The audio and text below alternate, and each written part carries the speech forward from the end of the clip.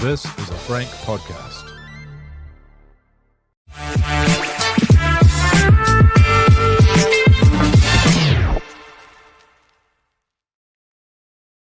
This Warriors Live podcast, 2026, episode 43, brought to you by Frank Podcast, Kingz Container Crew, ComfortGlaze, Retrofit, Double-Glazing, and PlaceMakers who get behind our Warriors legends. And we're very fortunate to have one of those back for his third episode.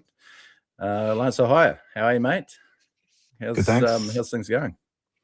Pretty good. Good morning, and thanks for having me on the show again. Excited to talk some footy.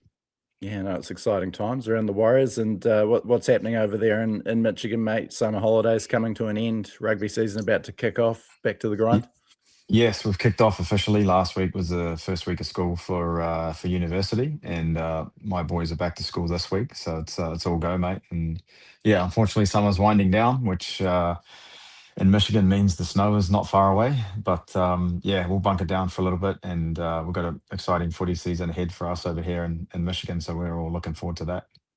Yeah, nice one. So what's the first matchup for you guys? Is it at home, on the road, or?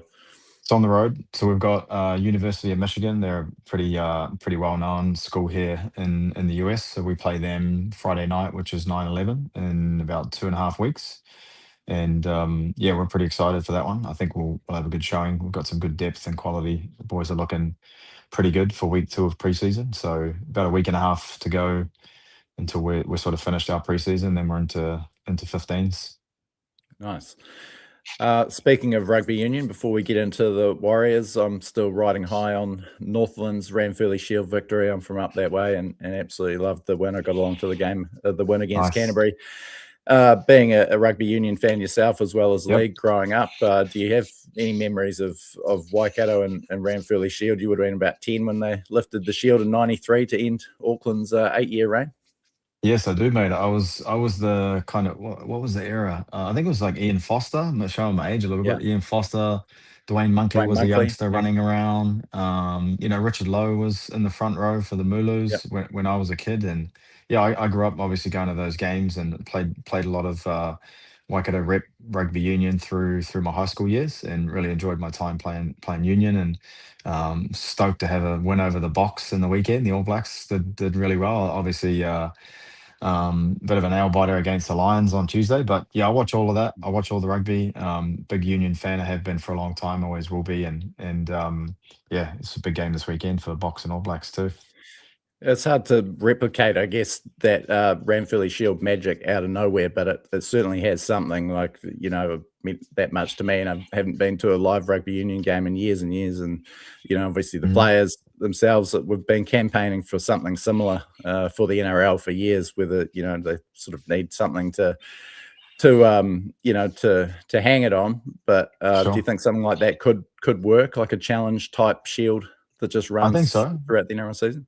Yeah, I think obviously the UK, they do the Challenge Cup, and so that's been around for a long time, and it's a pretty prestigious tournament for all amateur teams all the way through to professional. So I think they do a good job of staging that every year. The Challenge Cup is massive in Super League and in the UK, and obviously typically a professional team ends up winning it, but there are some lower ranked teams, some amateur teams that pose a few surprises in the early rounds of the Challenge Cup. And I think it'd be kind of cool. I know they do something similar with the Champions League in soccer, and basically the best club team around. I know the Champions League is a little bit more global, but I think the NRL could potentially throw something up like that, give everybody an opportunity to potentially play against professional teams, which I know the UK based amateur teams really thrive on that. It's something that they enjoy. So who knows? I know the NRL, they're pretty innovative and they've got a lot of good initiatives. So maybe that's one they've got on the agenda we haven't heard about yet. How was that sort of Challenge Cup format? Because it sort of breaks every 6 weeks, 4, 5, 6 weeks or so, and then there's a round of Challenge Cup matches. How was that to sort of slip back into that kind of knockout format? Was it hard to get up for those earlier round games? When you sort of got such a long season, it's obviously longer, more games than the NRL season. Yeah, it's pretty arduous, the Super League season, especially the Easter weekend. We play You play Friday and Monday, and basically you play the weekend before and the weekend after that as well. So you play about 4 games within 2 weeks, and throw the Challenge Cup games in there. Typically, there's a lot of history and a lot of emotion and a lot of feeling around the game. So most teams are pretty proud to be able to play in that tournament. And playing for St Helens, they had always historically done really well. So it was always talked about. It doesn't matter who you play. There's plenty of stories throughout history of upsets and not wanting to be on the end of a professional team losing to an amateur side. That's a bit of a pride thing that comes into it from a player perspective. So yeah, there's always plenty to get up for. Obviously, the love of the game and the opportunity to go to Wembley and win a Challenge Cup was something that I didn't get to do, and I definitely wanted to as a player. It was something that I was always excited about. The potential of going to Wembley. I'd heard about the stories and the trips and the travel, and it was another chance to win a trophy throughout my career, which I, as I said, didn't get a chance to do. But yeah, easy to get up for those games. Plenty of history, and it is a tough season, but there's always a lot of emotion and storytelling around those types of games. Back to our team over here, the Warriors. They've rolled on since the last time we spoke to you, 2 big wins, 2 important wins that catapulted us to the top of the table. The landscape's changed again dramatically personnel-wise through injury and suspension, throwing what we thought was our final spine into disarray yet again. But yeah, what have you made of this past fortnight? We spoke to you just after the Panthers game last time, and yeah, a couple of wins over the Broncos and South since.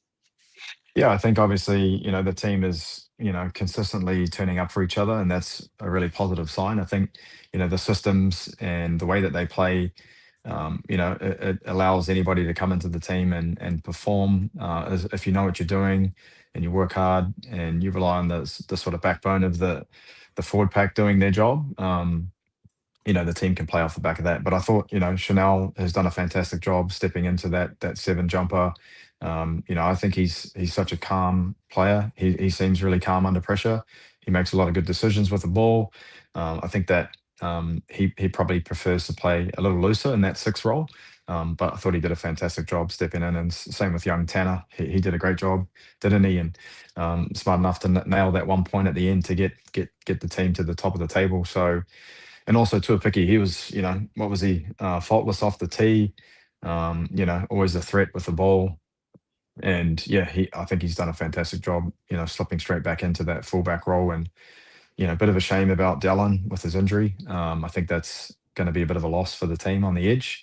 But it also provides a chance for a youngster. I don't know too much about, is it Laualili, the youngster? Yep. I haven't seen too much of him, but obviously if Webby's given him a chance, he's proven himself, and that's exciting for the team too, to see another youngster come through. And with all due respect to Delaney and getting any younger, so probably a good opportunity to blood some young boys and see what they're capable of. But again, the forward pack was just unreal. I think Wade Egan's been a bit of an unsung hero too of the team, and the forward pack in particular. I think they're just getting better and better as each week goes by, and super excited to see how they go in the next 4 weeks of footy. Yeah, that depth up front or in the back row is just quite incredible, sort of, and starting to become a bit more reminiscent of those early 2000s Warriors side, where they're big athletic guys, tough, but sublime skills as well, and skillful. And they're all putting it together, and still Jackson Ford to come back into the mix. So that's a great luxury to have. Just quickly on the Luke Hanson field goal, and I'm going to throw some trivia at you early this time. I don't know if you've been boning up on your career after last week's last time's questionnaire. Rely on the memory. Hanson became the 17th player to land a field goal in first grade for the Warriors. That's a list that includes you. Can you remember when and against who you kicked your sole NRL field goal? Okay, I think it may have been Newcastle, 2002. It was Newcastle, but it was 2009. 2009. I think played a bit of dug into that game, and you played a bit of a starring role. The Herald gave you a big rap. You scored a try and kicked a field goal on a 13-0 win. That's right. Actually your first game for the Warriors at 5'8" for about 4 years as well. So Okay. yeah, notable one. Yeah, Been a no, I tough knew I season. only had one. I knew I only had one. I did get a couple at St. Helens, but I know I only got one for the Warriors. We had other kickers in the team that probably some sharpshooters, Jimmy Maloney and Stacey and the like, and that they were the go-to. So yeah, happy to leave it up to them. Yeah, nice. Just on some of those injuries you've touched on Dallin, of course, we're getting some pretty strong mail that he's going to be back for the finals, which seems incredible, with a broken collarbone, but obviously be a huge boost. He's having a great season. But the other two big positional questions again, and it's changed so much in the fortnight since we spoke, but Luke Metcalf going down with an injury against Brisbane, probably not going to be available until at least week 2 or 3 for the finals by the sounds of it. Assuming Tamate comes back and plays well, played like he did before his calf injury, can you see a scenario where they would actually just bring Metcalf back in cold during the finals? I mean, it's hard to say how he's training. I would obviously want to see him train to make any sort of judgment call on that.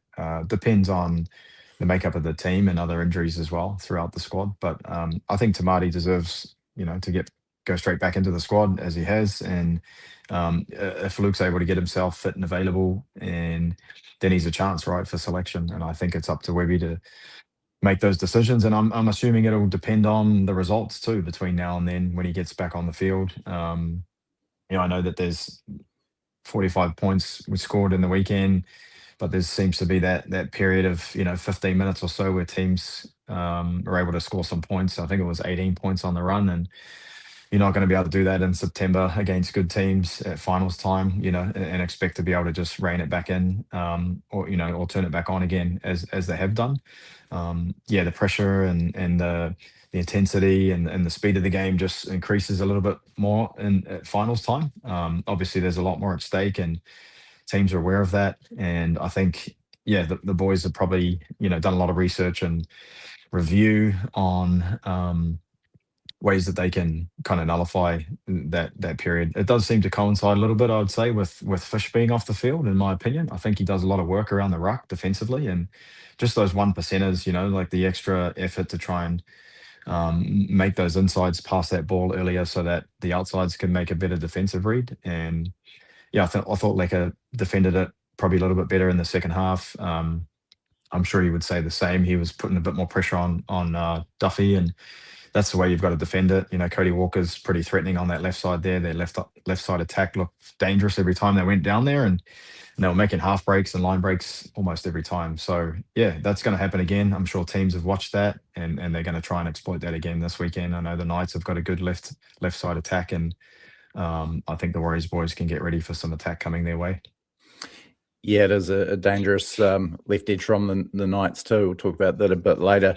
The other positional flip of the coin is at fullback again. Tane, as you mentioned, superb against the Rabbitohs, and that goal kicking factor. I mean, it's just another string to his bow. Could be crucial at finals time. Chance was excellent when he came back. Unfortunately, got suspended and out again this week. So we only have one game potentially, maybe on the wing, if assuming Dallin won't play in the final round. You'd probably say that the chance comes back on the wing rather than in for Tane at fullback. But how do you see that that battle going and I guess into the finals? Yeah, I think obviously Tane, did himself plenty of favors the way that he played right in the weekend, and obviously as you alluded to, he can kick goals and he's pretty accurate, and I think that matters, especially around finals time. I think Chance can certainly play out on the edge. It's a position he's played before. Probably the most logical thing to do is to put him on the wing and keep Tane at fullback, and that's a great problem to have when you've got quality players that you can bring in, and obviously you're having to leave good players out of the team too. That's always a good problem to be in for a coach. Not so good for the player, but everybody seems to be on board with what they want to achieve this year, and I think the culture that they have developed throughout the season, it's all about the team. Team comes first. Team focused individuals, and they're not playing an individual sport. And I think they all understand that as professionals, that you're there to do a job, and you're there to do the job that the coach asks of you. So, yeah, I'm sure they'll get out there and play their role and play their part. And I think Tane at fullback makes a lot of sense. He's a good player. Chance can play that outside back role quite easily as well. So I guess we'll kind of see how all these injuries recover over the next couple of weeks. But just on injuries at finals time, and obviously we've got Roger out for the year, Tanner Boyd as well, and potentially some others that have missed their shot because of injuries, even if they are available during the finals. You missed that 2003 finals campaign, which was a very memorable one, the big win over the Bulldogs, the one-pointer against Canberra. What's that like, sitting on the sidelines watching the team go around in the big games in September when you should be out there?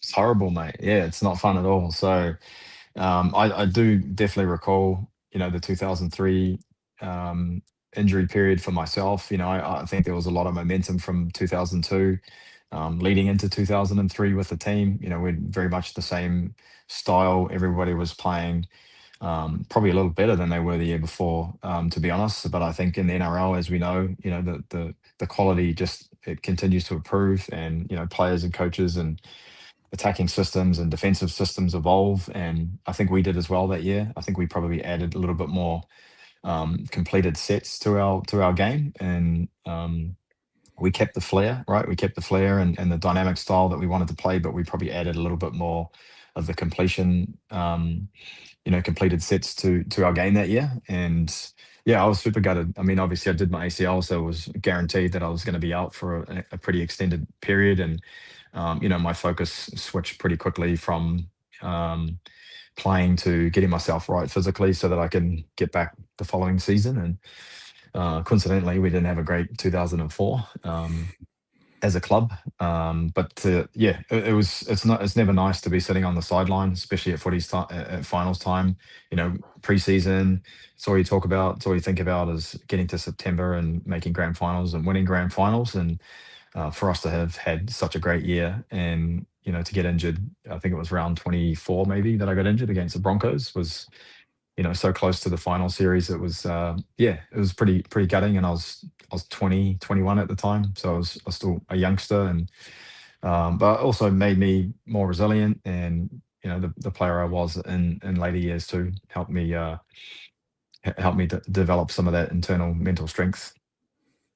I've brought it up every time you've been on. I promise next time we'll leave the ACL injury out of it, mate.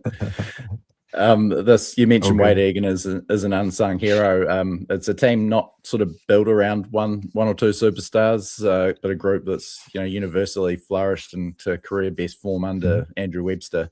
They all getting their flowers though, deservedly. But who would you regard as your most underrated teammates during your time at the Warriors? Yeah, I think there've been a few over the years, and I think the biggest one that stands out to me is probably Michael Luck. Lucky was he was just first of all, he was a great human. He's a good dude. And I remember the first time Lucky joined our club, I didn't really know who he was, and I know a few of the Cowboys lads who were already at the team, guys like Nathan Feen had played with him before, and they were they had big raps on him. Said he was a great dude. He's a workhorse. He'll give you the shirt off his back. He'll run through brick walls for you. So, and they weren't wrong, right? I think he was that type of person. And I had 100 odd games with Lucky at the Warriors, and I think just the stuff that he did off the ball, and even the culture stuff. He had good values. He was a good person, and he called people out on shit. Stuff when Right. when they when they weren't pulling their weight or they weren't doing stuff. And even me at times, he'd call me aside and let me know he expected more of me in certain things, whether it was away from footy or at training or performance wise. And that's what good leaders do. I think he was just a good leader, and so I think he was pretty underrated. We certainly missed his presence and his impact from the games that he didn't play, much like Simon, but I think Simon got a lot of reps, and I wouldn't call him underrated. So yeah, they were similar players in some ways, and I think having guys like that, like Lucky and Simon Mannering on the team, it was awesome for players like me, because they did such a lot of hard grafting work. So us, smaller guys with a little bit more speed and athleticism could try and do some damage with the ball. But defensively, those guys were absolutely needed on the team. Very very similar to like Kevin Campion mold. I know Campo played Origin, and I think Lucky was 18th man for Origin a couple of years when he was at the Warriors. So that's what the Queenslanders thought of him too. He was on the cusp of the Origin arena, and yeah, it was disappointed that he didn't quite get a chance to have a go at Origin, because I think he would have loved it. And yeah, he just wore his heart on his sleeve, and every time he played, it was like it was his last game. And if you saw him with his shirt off and walking down the street, you'd think he was an accountant. He wasn't built like a footy player, but he certainly would play like one when he was on the field. So I'd have to say Lucky. Yeah, one of the real nice guys as well. Is Yep. probably one of the most accessible ex-Warriors that I've talked to, and yeah, a pleasure to interview, and doing great things at the Cowboys as CEO as well at the moment. He is. Other news around the club: Andrew Webster extending for another 4 years. That will take him to 10 seasons at the Warriors. It's Nice. obviously setting up something incredibly special there, and everyone loves him. The fans adore him. You've talked glowingly about Ivan Cleary and his impact on your career. I guess the trajectory of a player's career can really hinge on who their club's coaches are sometimes, and it can be a bit of luck. Yeah, I agree. I think it's always, somebody told me once that it's just one man's opinion. If you make the team or you don't make the team, whether somebody likes the way you play or they don't like the way you play, or they think you're better suited to a position that you might not think is suited for you. So there's definitely a lot that goes into building connections with coaches. And I was lucky to have some good ones in my time, and Webby's a great dude, and he's a great coach, and I think he really understands New Zealand culture as well. He's been a part of the organization a few different times before he was head coach, and then I've gotten to know Webby a little bit over the last sort of 6 or 7 years when I go home and go back to the club, and he's always very welcoming of the old collegians and the old boys. And I think that's part of his coaching philosophy as well too, is making sure that once you're a Warrior, you're always a Warrior. And that's the type of culture that they have within the club, and it's very welcoming. And yeah, I'm not surprised that people love him. He's doing a great job. Obviously, the team's playing fantastically well, and they don't do that if they're not enjoying themselves. I think over the years, when the teams had sort of off-field drama, or ownership squabbles in the past, and things of that sort, away from rugby and away from footy, and that can definitely impact the team, right? It can impact the culture and the performances of the guys that have to go out there and do the job each week. So yeah, all good signs. I think it remains to be seen, how well the season's going to end up this year for the boys, and I'm very very very excited to watch the remaining games. And yeah, super stoked for Webby. He deserves it for sure. I think he's done an amazing job, and kudos to him for what he's built, and very very excited for the coming years too, because I think there's, as you've alluded to, there's a lot of good promising signs there. From a fan's perspective, we can finally let go of Ivan Cleary's exit in 2011, which for more than a decade we all mourned, I guess, and it's just universally regarded as just such a crucial juncture when we could have locked him down, just not giving him the extension that he was seeking. And maybe it didn't impact you as much because you were leaving that same year as well, but what are your memories of that scenario when it was unfolding with Ivan being allowed to leave? What were your thoughts on it? Were you sort of surprised that the club wouldn't give him the length of the contract he wanted?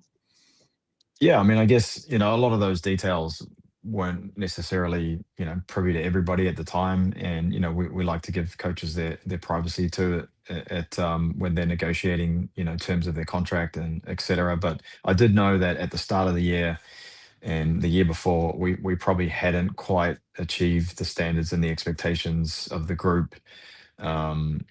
And leading into 2011, there was a little bit of pressure on the team to start really well. We didn't start really well in 2011, and historically we hadn't. We'd had a poor start to the year, and then we had a really good run at the back end of the year. That was basically 2008, 9, and 10, and so it worked out to be the same in 2011. So I think a lot of those decisions happened at the start of the season or around the middle mark, where we hadn't sort of put that run together, and we certainly weren't looking like making the grand final and halfway mark of the year. So that probably had a lot to do with it. And in hindsight, if they'd looked back and maybe given him an option to stay for the final year of his requested term for the coaching role, maybe he may have looked at it a little differently. But I guess everything happens for a reason, right? And I think the club went through some struggles after that. There was a lot of change. There's a lot of senior players left, myself and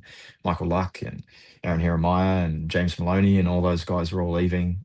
Brent Tate left the year before, and so there was a lot of leadership that left the team, and it was a bit of a rebuilding phase. And the club felt like that is what was needed at the time. And looking back, it probably wasn't, a great decision. But hindsight's a beautiful thing, right? And I think, had things gone a different way, it'd be a different story. But I think Ivan was pretty happy with his decision to leave. Obviously, I know he wanted to get back to Sydney. It wasn't necessarily a terrible thing for him to go back to Aussie. And I know the coaching stint at the Tigers wasn't, super successful, but what he's done at Penrith has been fantastic, isn't it? So, and now he's in a position where he can probably have, a pick of whatever he wants to do next. So that's a good scenario for him to be in, and I'm happy for him. He's done a great job, and I was lucky to have him as a coach because he was good to me.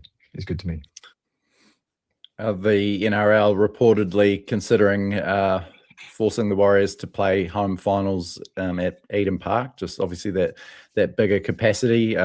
You played Four Nations Test there in 2010 in front of a massive crowd, and also the first NRL game to be played at Eden Park in 2011, That's right. Opening round against Parramatta. What are your thoughts on that? Having played obviously a lot at Mount Smart and a couple of times at Eden Park in front of big crowds. What's your take on potentially having to move a final there? Yeah, I think from a player's perspective, I mean, it's a fantastic stadium. I enjoyed playing there when I played the Parramatta game and the Kiwis game. But I can see where the fans, may not agree with the decision. But at the end of the day, it's a commercial decision by the NRL. Obviously, the players, the money in the game, it's important for the growth of the sport. And, I know that Origin's going to be played there next year too, in May, I believe. So there's plenty of exciting things happening in rugby league in New Zealand. And I know, Go Media Stadium, or the old Mount Smart, is what it used to be called when I was around, but that's the home of the Warriors. And I think it's a tough one because the fans are very passionate about their base, and I know the players are too, and I'm sure they would love to play at home. But I can see where the NRL is coming from in regards to growing the sport and giving more people an opportunity to watch the game live, which that's what they can do at Eden Park. So I know there's a bit of a rugby league rivalry there too, with the home of rugby being Eden Park and the All Blacks and Super Rugby. But we're all Kiwis at the end of the day. We all want the Warriors to do well. I think it allows more fans to see the game live. So depends how you look at it, I guess. I guess I'm looking at it, from a few different lenses. But the guys will get out there and do their job regardless of where they're playing, and they'll enjoy the atmosphere, whether it's at home or at Eden Park. I'm sure of that. We'll see how that one unfolds. It's probably an overlooked part of their success this year. The Warriors have only played 7 of their 22 games so far at Mount Smart, yet they sit at the top of the table with 2 rounds to go. It's a lot of time on the road. I know you don't have anything to compare it to from your decade in the NRL, but But how hard was that to manage, being the competition's most isolated team? You know, the minimum 3-hour flights, the extra layer of hassle with customs anytime you played an away game. Yeah, it is tough. It definitely, has an impact. I think the sports science team and the coaches are very smart in the way that they prepare the team, and it's unfortunate with the time difference and the travel. It is what it is. So playing away every other weekend. I think there was one year we played every other weekend for 11. Yeah, every other weekend, and then 5 weekends in a row to finish the season for finals. So it is a lot of travel, and it is a lot of back and forth. Obviously, staying in hotels and the time difference, even the 3-hour time difference is messes with your body clock. So yeah, a lot of teams wouldn't quite understand or know what that was like, especially the Sydney teams. I was always pretty jealous of that. Get on a bus, go to the game, to an hour and a half down the road, back on the bus, sleep in your own bed that same night would be nice for the majority of the season. And I think the boys handle it really well. And the club's been doing it for a long time. They know what they're doing.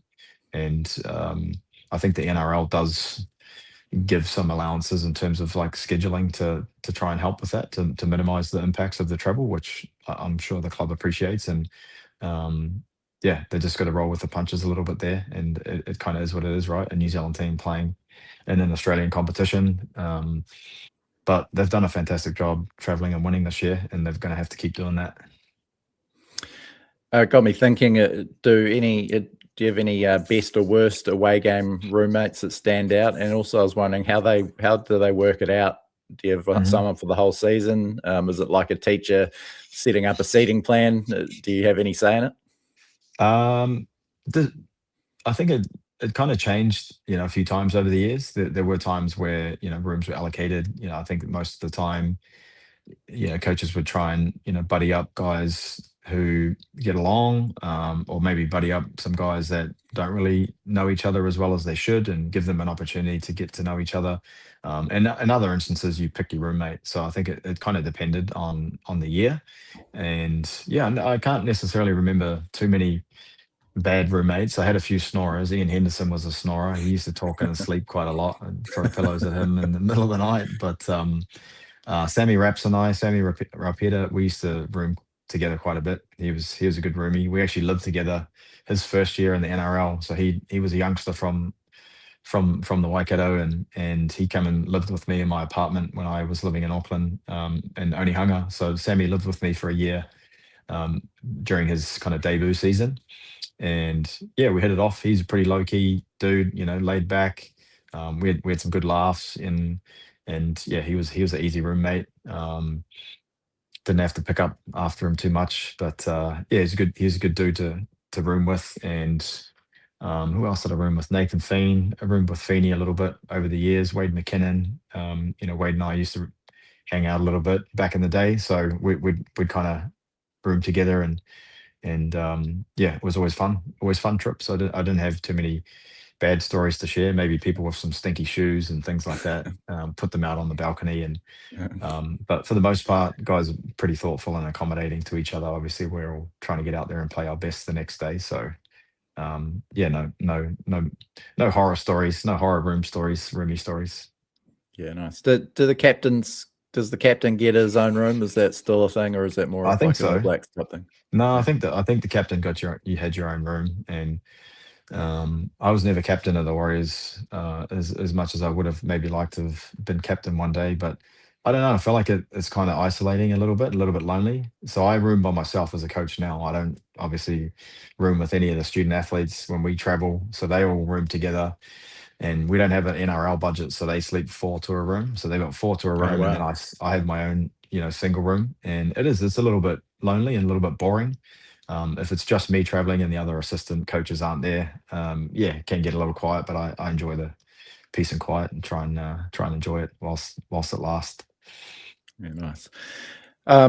On to this week's game, Newcastle. Obviously, the Warriors are flying and big favourites for this one, but there's still a job to do. And Newcastle trying to, I guess, cement their place in the ladder. They're gunning for that home elimination final, whereas a loss this week could put that in jeopardy. They're a dangerous attacking side. 26 points per game puts them in that sort of top bracket. But they can leak a try, concede almost 24 points a game. So they'll probably try and turn it into a game like South Sydney did last week, where it's fairly free flowing. How do you sort of see this one unfolding? They're coming off a pretty bad loss at home to Manly, who had been terribly out of form.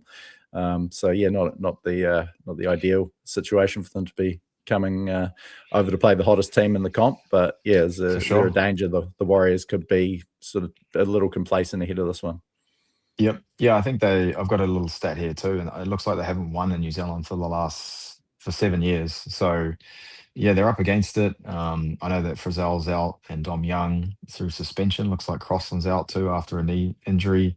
But I think they probably haven't had the consistency, of the top 4 teams. And if the boys turn up with that defensive attitude they have to start the match, and they can get some points on the board early, yeah, I'm not sure. I'm not sure they have enough attacking flair within the team to outscore the boys. So it'll be an interesting game. I know obviously Kalyn Ponga's always a danger, and they're gonna have a crack. We know that they're gonna come and play. They don't have a lot to lose really, and I think a lot of pressure is probably on the Warriors to perform, and it'll be interesting to see how they turn up.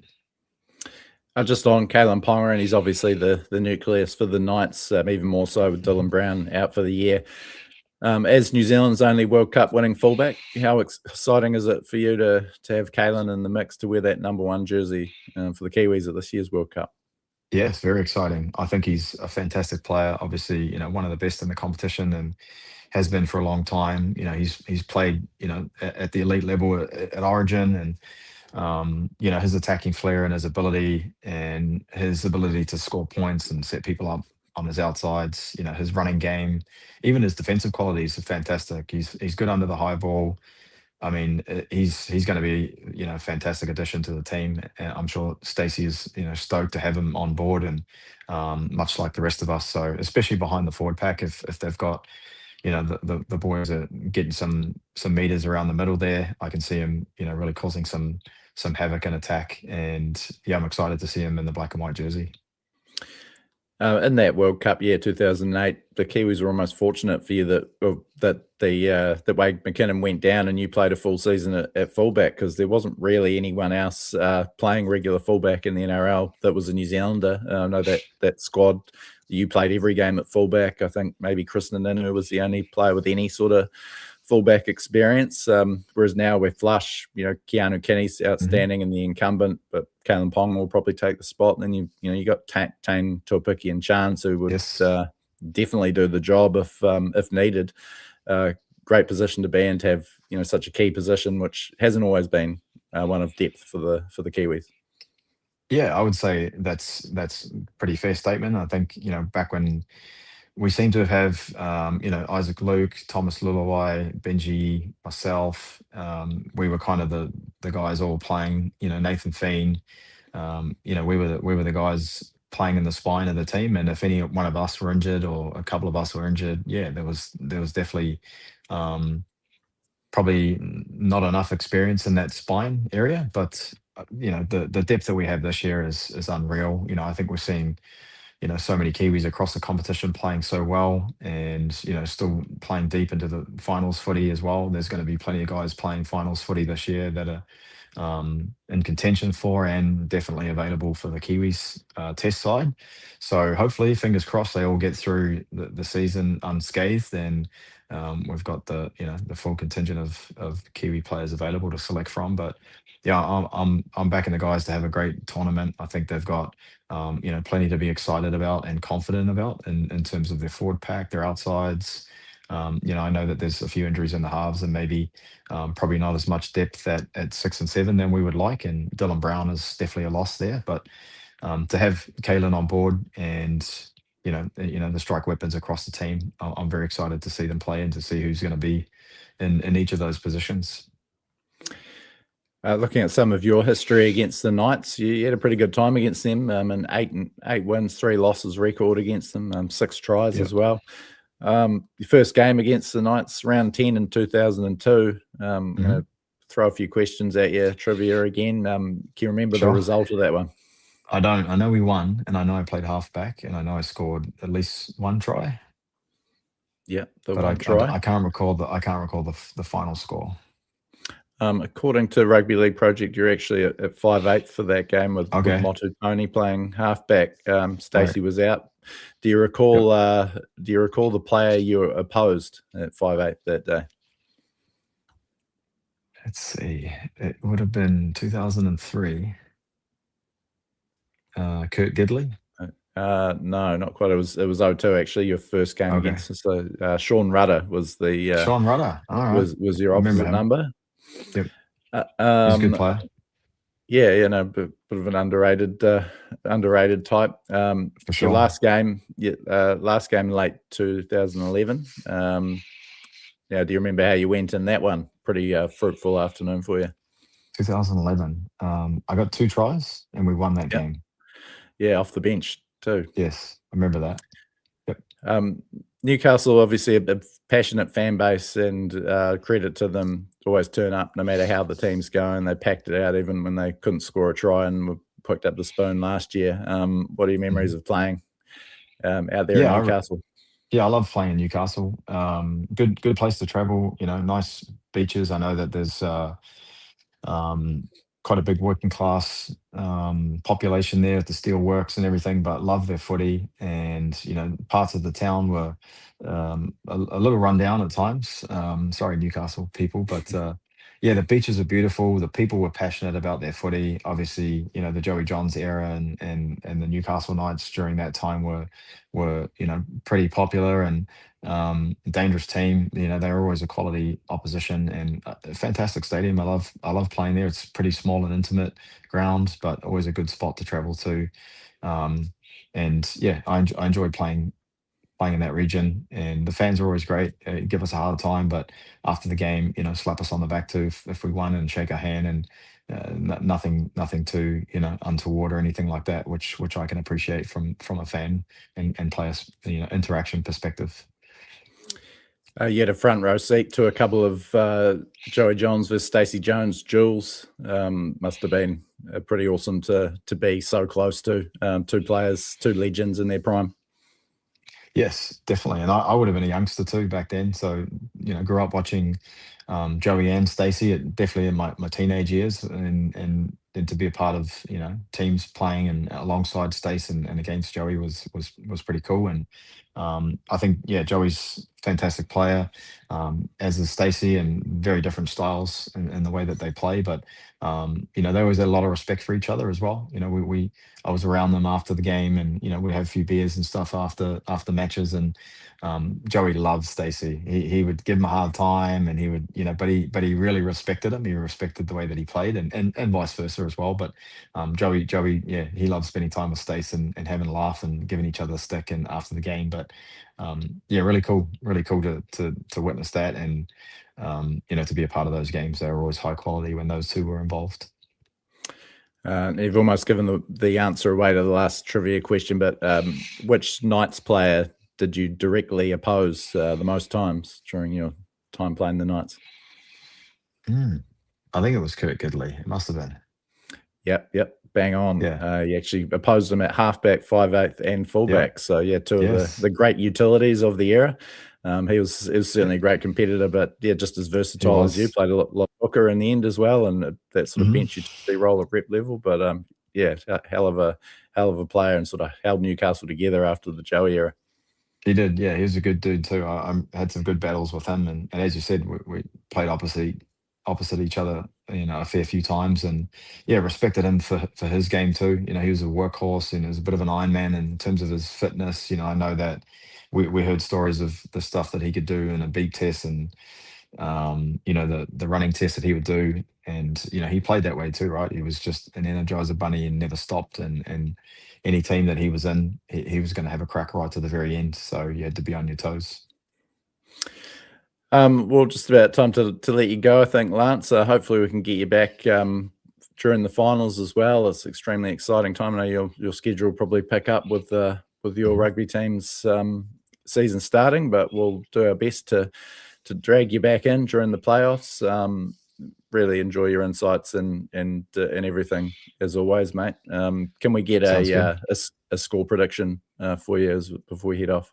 Yes, this weekend. I think Knights have done their homework defensively, so I'm not sure the boys are going to score as many points as they have the last few weeks. And I don't think that I think they're a reasonably sound defensive team on their day.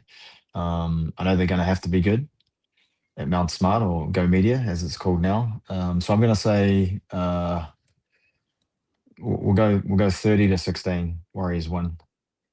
I'll take that. That sounds pretty Yep. good. Yeah, but on the line, record-wise, obviously, if we win our last 2 games, it'll be a record 18 wins. Nice. About to, looking to overtake the 2002 team for most tries and points in a season. Just need to score another 7 or 8 tries, I think. And if we can keep Knights and Manly to I think less than 40, it'll be the best defensive season. Awesome. Overtaking your 2011 side. So a fair few milestones set to fall if the Warriors are good enough at home over these next 2 weeks, which is pretty cool to see. It's all backed up by the stats as well as just the eye test. Yeah, plenty of motivation for the boys to continue to play well. So I'm sure the coaches will be reminding them of those things. But internally, I think the boys, they want to finish the year well. I can see the way that they're playing, and also the fight that they have at the back end of the games. Get themselves back in the game and then pull away at the end too is very pleasing to see. So I'm expecting a win this weekend, and maybe not resounding fashion, but I think it's going to be convincing, and they're playing really well, which I'm happy for. And I hope that the records do fall. They deserve it, and I think it'd be cool to be able to see that this year, and ideally go on and win the trophy. Awesome. Thanks again so much, Lance, for joining us all the way from the States. Thanks also to Kingz, Container Crew, ComfortGlaze, PlaceMakers, and Frank Podcast, and everyone that's tuned in live and watching later on. Enjoy the game on Sunday. Check out thiswarriorslife.com for our player ratings and match report, and we'll catch you all on Tuesday. See you later, Lance. Thanks, mate. Thanks, Will. Cheers, mate. Take it easy.